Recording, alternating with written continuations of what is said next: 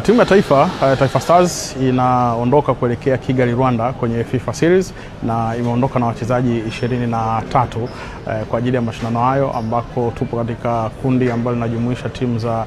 Liechtenstein, lakini pia vile kuna Aruba pamoja na Macau. Na wachezaji ambao hawakuweza kuripoti ambao waliitwa kwenye kikosi na kocha Miguel Gamondi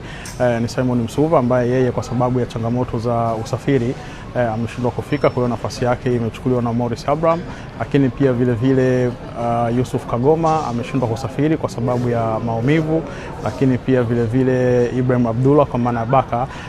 yeye pia ni majeruhi, kwa hiyo hakuweza kujumuika kwenye kambi na pia vile kwenye safari hii hata kuwepo. Lakini ni mashindano ambayo tunakwenda yenye lengo zuri kwa sababu ni shindano dogo lakini la michezo ya kirafiki ambalo